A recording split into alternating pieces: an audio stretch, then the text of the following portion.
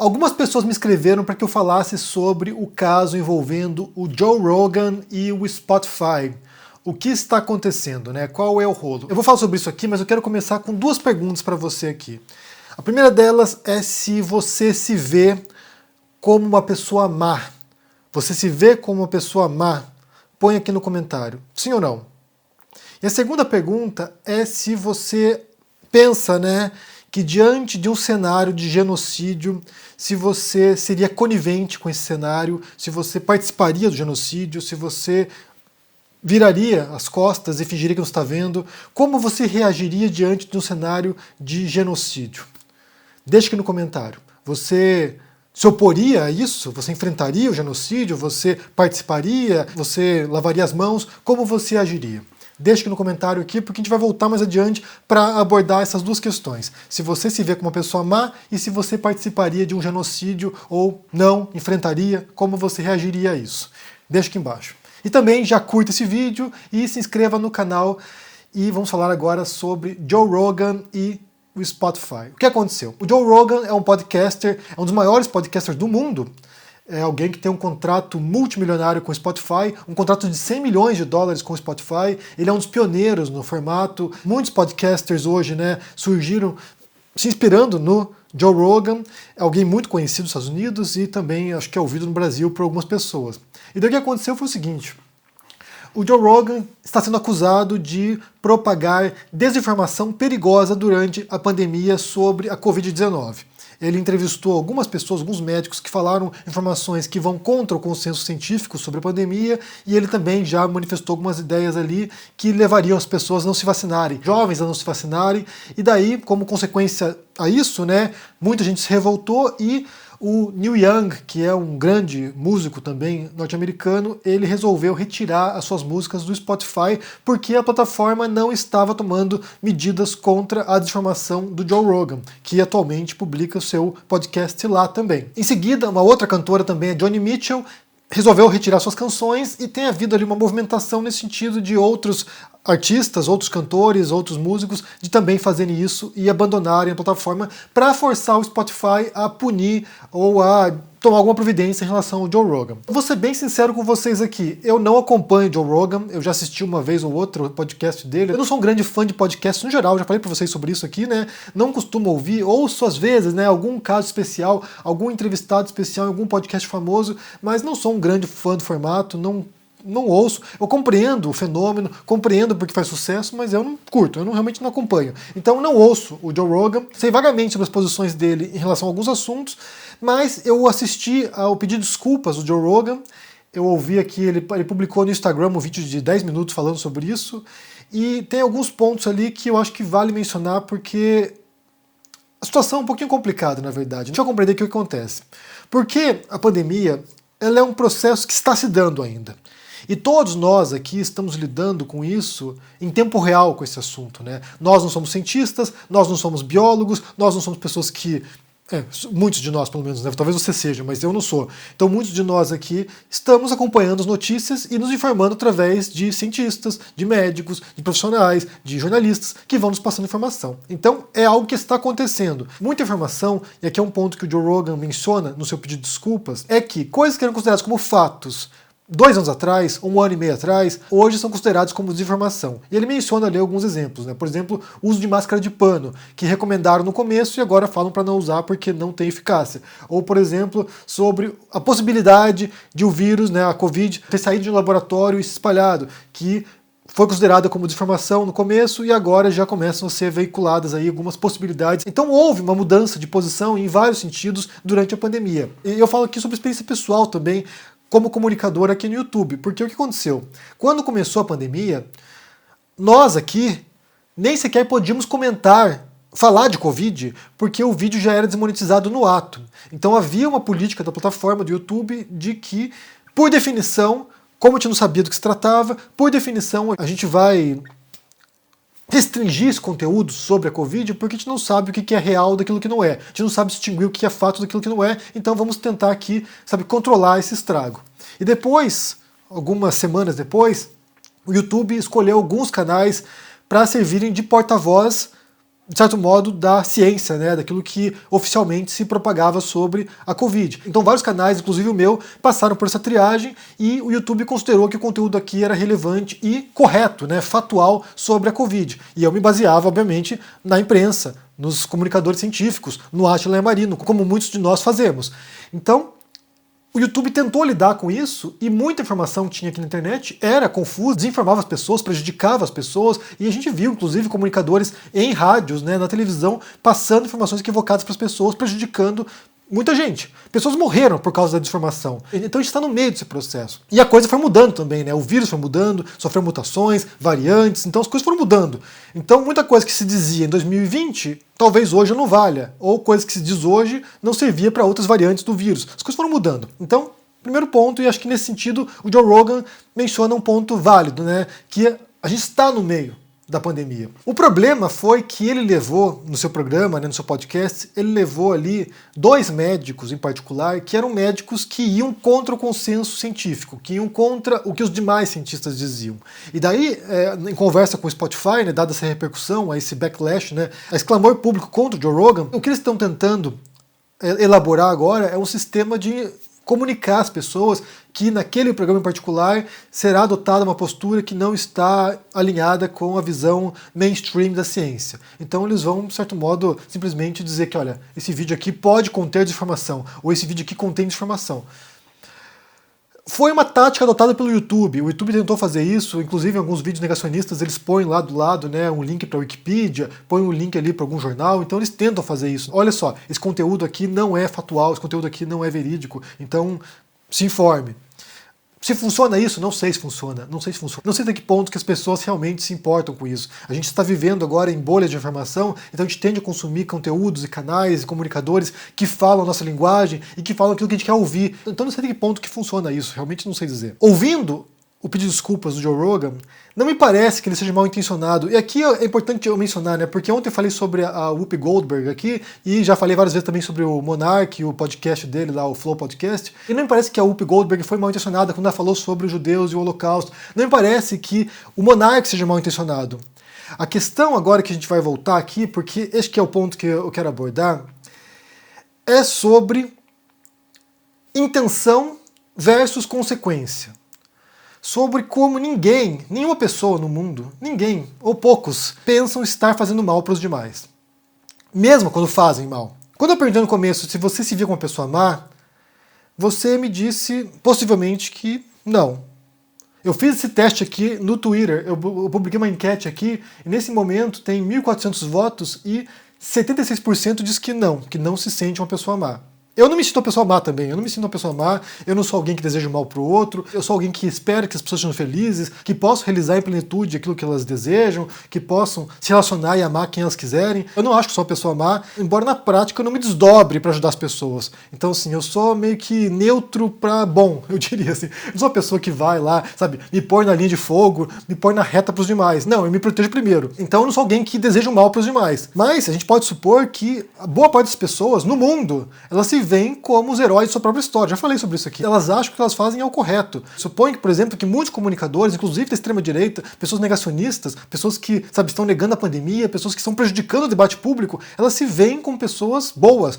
A intenção delas é positiva. Elas querem melhorar o mundo. Elas querem defender a liberdade ou a livre expressão. Elas querem defender, sabe, a autonomia delas. Então, me parece que a gente tende a enxergar o outro como vilão, como inimigo, sendo que todo mundo se enxerga como o bonzinho da história, ou quase todo mundo, pelo menos. E daí, voltando às perguntas iniciais, se você se vê como pessoa má, você respondeu. Você, diante do genocídio, você participaria do genocídio, né?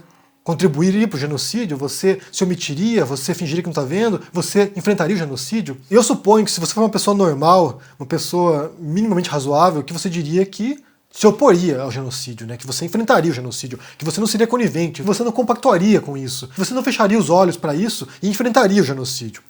E daí, uma terceira pergunta para você.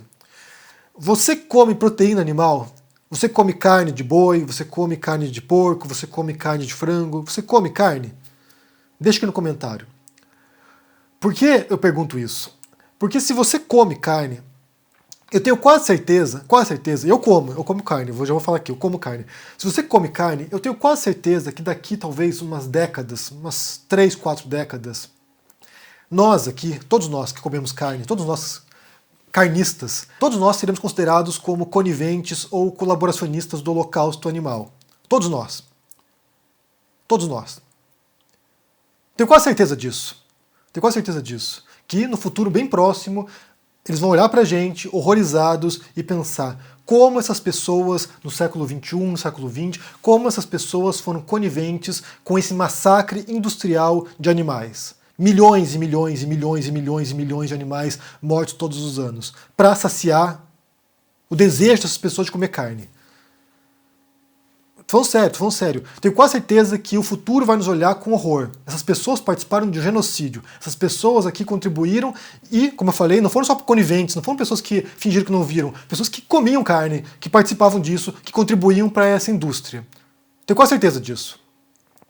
E eu falo isso porque quando a gente menciona, né, eventos do passado, tragédias do passado, abominações do passado, horrores do passado, quando a gente olha com o filtro do presente, quando a gente olha com o nosso olhar do presente, a gente é muito bom numa coisa, para julgar o passado. Pra gente olhar para o passado e falar, de fato foi um horror, de fato isso aqui foi mal, isso aqui foi maligno, isso aqui foi demoníaco, de fato isso aqui foi horrível. O presente, né, a visão do presente, a perspectiva do presente, nos permite olhar para o passado e avaliar e julgar as consequências. Isso aqui foi horrível, isso aqui devastou famílias inteiras, isso aqui devastou povos inteiros, isso aqui foi um massacre, isso aqui foi horrível. Mas no presente, a gente não consegue muitas vezes ter a clareza disso. Tem pessoas que têm essa clareza, tem pessoas que já são veganas, já são vegetarianas e percebem e sabem disso e enfrentam essa indústria do genocídio de animais. Tem gente que faz isso, tem gente que percebe isso. Assim como no passado outras pessoas percebiam também isso. Eu só falo isso, né, para contextualizar um pouco, falando sobre essa questão da pandemia agora, né, do Covid, mas a gente vai entrar em outras questões também. Porque a gente está no meio desse processo. Então a gente não tem clareza sobre o que acontece. A gente tende a seguir a ciência, a gente tende a seguir o que os cientistas fazem, o que os comunicadores científicos falam, mas a gente está no meio do processo. Então é difícil a gente observar com frieza e com distanciamento a realidade. Por exemplo, se fosse na Alemanha nazista, você, alemão, na Alemanha nazista, você salvaria judeus? Você fecharia os olhos para o massacre? Você seria nazista? Contribuiria para o nazismo? É difícil te responder essa pergunta. É difícil que a gente pare e pense como eu procederia naquele período. É claro que com o olhar de hoje, observando hoje, a gente tem a clareza. Eu não participaria, é uma abominação, é um horror, eu não participaria. Mas naquele momento a gente não teria precedentes, a gente não teria, sabe, um histórico do passado, de um massacre como aquele, a gente não teria, sabe, um referencial para poder avaliar a realidade. Como a gente vai proceder, como a gente vai lidar com aquele mundo que está se desenrolando diante de nós e a gente não tem parâmetro. Possivelmente muitos de nós, mesmo sabendo do holocausto, mesmo sabendo do massacre, a gente não faria nada. Por medo, para não morrer, para que a gente não virasse alvo. Ou alguns participariam do processo, né? Seriam lá soldados da SS ajudando a matar judeus. Sabe-se lá. É difícil saber. Do mesmo modo como a gente não tem a clareza para pensar, né? Se eu fosse um latifundiário no século XVIII no Brasil, 1750 no Brasil, se eu teria ou não escravos. Possivelmente você teria também. Possivelmente você teria dezenas de escravos, porque era aquele mundo. Como eu falei para vocês já algumas vezes, eu tenho lido muito sobre o período colonial brasileiro, né? A chegada dos portugueses na América, o modo como eles lidaram com os indígenas. Então, sim, tenho lido muito sobre esse assunto. E a gente precisa compreender aqui uma coisa, né? Aqui eu estou voltando à questão de ontem, né? Voltando à questão da Whoopi Goldberg. O modo como os europeus lidaram com os povos nas Américas, os indígenas, e lidaram com os africanos subsaarianos, né? Os negros africanos, o modo como eles lidaram com esses povos estava inserido num contexto histórico. A gente pode avaliar hoje, né, olhar, foi horrível, foi uma abominação, de fato foi. Mas aquelas pessoas, aqueles colonos, aqueles navegadores, eles estavam num processo, eles estavam no meio do processo. E eles não tinham clareza do que iria acontecer. Eles foram vivendo suas vidas, foram fazendo suas coisas, foram interagindo com os indígenas, e quando você observa o processo também foi uma coisa muito gradual, chegaram, fizeram amizade com certas tribos, com certos povos, ajudaram esses povos a enfrentar outros povos indígenas inimigos deles, aprisionaram esses indígenas, transformaram em escravos, venderam esses prisioneiros de guerra. Nesse sentido, foi se transformando num comércio. E aí entra a questão, e eu vou deixar para vocês aqui um artigo bem interessante, escrito pelo Kabengele Munanga. Ele é um antropólogo que dá aula na USP, e o artigo se chama Uma abordagem conceitual das noções de raça, racismo, identidade e etnia. Eu vou aproveitar isso porque ontem eu achei que eu fui muito claro aqui. Achei que foi muito claro mesmo, assim, o modo mais simples que eu pude explicar a questão ontem. Mas eu percebi que eu não fui claro o suficiente. Inclusive, recebi muitos comentários aqui antissemitas, Por incrível que pareça, né? Por incrível que pareça. Mas é preciso compreender que a noção de raça, que se desenvolveu depois em racismo, ela é consequência do processo histórico. Eu não sou marxista, mas eu vou adotar aqui uma postura materialista histórica porque é o que me parece explicar melhor esse fenômeno. As navegações, ao contato com povos distintos, ao contato com os indígenas, ao contato com os africanos, e isso vai levando a uma série de relações que vão estabelecendo, relações materiais com esses povos, e que vai ser justificada posteriormente através de uma ideologia racista. Então aqui você tem primeiro o processo histórico, primeiro o encontro, primeiro o confronto, primeiro a escravização, e depois surge a ideologia que vai justificar isso. Isso é marxismo básico, na verdade, né? Isso aqui é a ideia básica do marxismo. Surge a infraestrutura histórica, material, e depois surge a superestrutura ideológica que vai fundamentar aquela realidade. A noção de raça, ela surge a partir desse encontro com o outro. A noção de raça, ela surge a partir dessa noção de superioridade. Eu tenho uma superioridade bélica, eu posso aprisionar essas pessoas, então elas são inferiores. Surge disso, a noção de raça surge disso. Tanto que a palavra raça nem sequer existia nos idiomas, né, no inglês, no português, no italiano, no espanhol, nem sequer existia até o século XVI. A palavra raça só passa a ser utilizada a partir de 1500 e pouco. Então, supondo que se você fosse um homem branco, europeu, português, espanhol, sei lá, um navegador, e você estivesse naquele processo histórico naquela época, você não teria sequer como prever as consequências daqueles encontros, daqueles confrontos e daquele ato bárbaro que aconteceu. Você não teria como prever aquilo. Do mesmo modo como um alemão em 1930 não teria como prever as consequências daquilo que aconteceu na Alemanha nazista. Não teria. E daí a gente entra num segundo aspecto, que é a própria noção de raça, que é o próprio conceito de raça. Porque muita gente defendeu a Whoopi Goldberg aqui nos comentários dizendo que ela estava certa, que na verdade o judeu não é uma raça, que pode ser considerado como uma etnia, que pode ser considerado como, sei lá, uma religião, alguma outra coisa, mas que não é uma raça. E aí, mais uma vez, o anacronismo é de você tentar ler o passado com os filtros do presente, tentar ler o passado com os olhos do presente. Porque a ciência racista que se desenvolve no século XIX e depois no começo do século XX, que vai levar também ao nazismo, que é uma decorrência desse encontro entre diferentes povos que leva uma noção racista, que vai perpetuando os modos de exploração, e aqui a gente volta ao Marx, né, é a noção marxista da realidade, que a ideologia vai perpetuar indefinidamente o sistema de produção. Como consequência, isso levou um conjunto de ideias racistas que vão levar ao extermínio dos judeus. E antes de abordar um pouquinho mais sobre isso, né, sobre a postura ideológica do Hitler, vale mencionar que essa é uma dúvida que eu tinha, né, quando eu comecei a trabalhar com a questão da extrema-direita, falar do Bolsonaro, falar do Olavo de Carvalho, se essas pessoas realmente acreditavam naquilo ou não. Se elas realmente achavam que, sabe, o mundo era dividido entre comunistas e os conservadores, se elas realmente acreditavam naquilo. E hoje eu cheguei à conclusão que muitos deles de fato acreditam nisso. Que muitos realmente propagam ideologia que eles realmente acreditam. O que é muito perigoso, na verdade, né? Porque quando a pessoa é oportunista, quando ela só está surfando a onda, se muda as condições, ela muda a posição. Quando a pessoa é um fanático, quando a pessoa ela é, sabe, realmente imersa nessas ideias, ela vai ter as últimas consequências. E aqui a gente pode pensar, por exemplo, num documentário chamado O Homem Decente, que é sobre a correspondência do Heinrich Himmler. O Himmler era o comandante da SS, que era a força paramilitar de elite nazista que exterminava as pessoas. E quando você vê esse documentário, que se chama O Homem Decente, era como o Himmler se via. Ele se via como uma pessoa que estava defendendo os valores da raça ariana, sabe, dos alemães, e que era alguém que estava fazendo a coisa correta. E aqui a gente retorna ao começo lá, né? Se você acha que você é bom ou mal.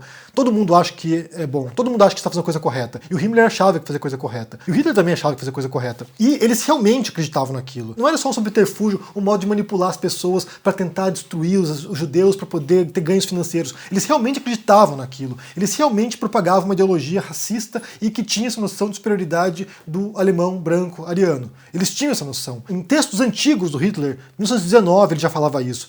E em 1939, só para ter uma noção de como a noção de raça ela era, sabe, essencial para o projeto nazista, em 1939 o Hitler fez um discurso no Reichstag e disse o seguinte: se as finanças internacionais judaicas dentro e fora da Europa conseguirem mergulhar as nações, mais uma vez, em uma guerra mundial, o resultado não será a bolchevização da terra e, portanto, a vitória dos judeus, mas a aniquilação da raça judaica na Europa. Então, raça judaica é algo que é a visão que perpassa todo o nazismo. Era como eles defendiam, era como eles viam o mundo. Talvez a noção hoje de raça, o modo como é adotada por certos grupos, o modo como certas pessoas entendem isso, não esteja de acordo com o modo como o Hitler entendia. Mas era a ideologia da época. Era como naquele momento, naquele período histórico, eles compreendiam essa noção, essa relação entre os alemães e os judeus. Então, aquele período histórico, ele foi inspirado em pautas racistas. Foi um projeto racista. Embora hoje, para certas pessoas, não seja. A gente vai entrar um pouquinho na questão de raça, inclusive. E depois aqui em outro momento, que é uma peça de propaganda nazista de 1940, que é O Judeu Eterno, que é um documentário horroroso, horroroso. Eu tinha visto anos atrás, eu assisti agora de novo para fazer esse vídeo, e realmente é pavoroso, uma coisa inacreditável. E tem um trecho ali que diz o seguinte: lá, na Terra Prometida, eles, os judeus, se estabeleceram, saqueando impiedosamente os habitantes legítimos e culturalmente superiores. Aqui, ao longo dos séculos, das misturas raciais do Extremo Oriente com a mescla negroide, surge definitivamente o judeu miscigenado. Estranho a nós, europeus, nascidos de elementos raciais totalmente diferentes, eles diferem de nós no corpo e, acima de tudo, na alma. Provavelmente nunca teríamos nos aborrecido com eles se houvessem ficado no Oriente. E daí eles mostram, né, a trajetória de expansão dos judeus pelo mundo, o modo como eles foram se propagando pelo mundo, e depois mostram, em comparação, os ratos se propagando pelo mundo. Então não há a menor dúvida, não há a menor questão de que o projeto nazista era racista. Não há a menor dúvida. Quando a Whoopi Goldberg fala aquilo ali, ela está contrariando a história, ela está negando a história, ela está olhando o passado com o filtro do presente. E daqui a gente pode voltar ao artigo do Kabengele Munanga que eu mencionei, o artigo sobre raça, no qual ele fala sobre isso, né, sobre a noção de raça, de racismo, como isso é entendido, e daí tem uns pontos bem interessantes aqui que vale mencionar também para a gente entender como isso é visto hoje. Né? Combinando todos esses desencontros, né, as variações na compreensão do que seria raça, com os progressos realizados na própria ciência biológica, genética humana, biologia molecular, bioquímica, os estudiosos desse campo de conhecimento chegaram à conclusão de que a raça não é uma realidade biológica, mas sim apenas um conceito, aliás, cientificamente inoperante para explicar a diversidade humana e para dividi-las em raças estancas, ou seja, biológica e cientificamente as raças não existem. Então, segundo o Munanga, aqui falando da ciência, da biologia, da genética, não há nada geneticamente que nos distingue como seres humanos. É claro que a gente tem traços, né, físicos, a cor da pele, aspectos que são diferentes entre os diferentes seres humanos, diferentes povos, diferentes etnias, mas biologicamente não há nenhuma distinção. Tanto um branco, quanto um negro, quanto um asiático são todos seres humanos. Não há distinção racial geneticamente. Mas daí ele prossegue. Podemos observar que o conceito de raça, tal como o empregamos hoje, nada tem de biológico. É um conceito carregado de ideologia, pois, como todas as ideologias, ele esconde uma coisa não proclamada, a relação de poder e de dominação. E aqui a gente retorna ao encontro, né? Quando os brancos europeus se encontram com os indígenas, se encontram com os africanos, e aí eles começam a criar uma relação de superioridade. Começa a surgir a noção de raça. Daí prossegue o Munanga. Os conceitos de negro, branco e mestiço não significam a mesma coisa nos Estados Unidos, no Brasil, na África do Sul, na Inglaterra, etc. Por isso que o conteúdo dessas palavras é étnico-semântico, político-ideológico e não biológico. Se na cabeça de um geneticista contemporâneo ou de um biólogo molecular a raça não existe, no imaginário e na representação coletiva de diversas populações contemporâneas existem ainda raças fictícias e outras construídas a partir das diferenças fenotípicas, como a cor da pele e outros critérios morfológicos. É a partir dessas raças fictícias, ou raças sociais, entre aspas, que se produzem e se mantêm os racismos populares. Então, a questão racial, embora seja fictícia em termos biológicos, ela continua preponderante no debate público porque isso ainda impacta na vida das pessoas. Isso impacta na vida das pessoas que são minorias étnicas em certas regiões, ou que são minorias subrepresentadas, ou que sofrem preconceitos institucionais. Mas na realidade não existe, é uma construção ideológica. Então a gente retorna, como falei, a essa noção.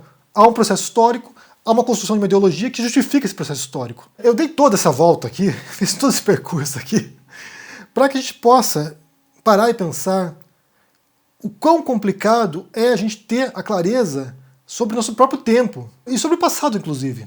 Porque a gente sempre está aprisionado nesse filtro da contemporaneidade, do modo como a gente enxerga as relações da nossa época.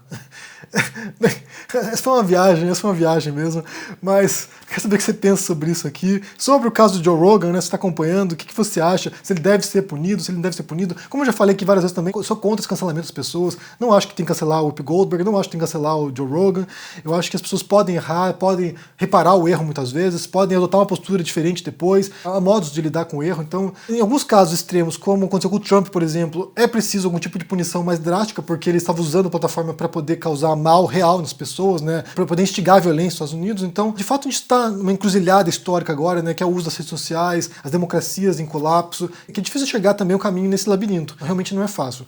Mas me diga o que vocês pensam aqui no comentário, deixa o joinha, se inscreva aqui no canal, se torne um membro ou um apoiador para dar uma força e se cuide por aí. Um abração e até mais. Tchau!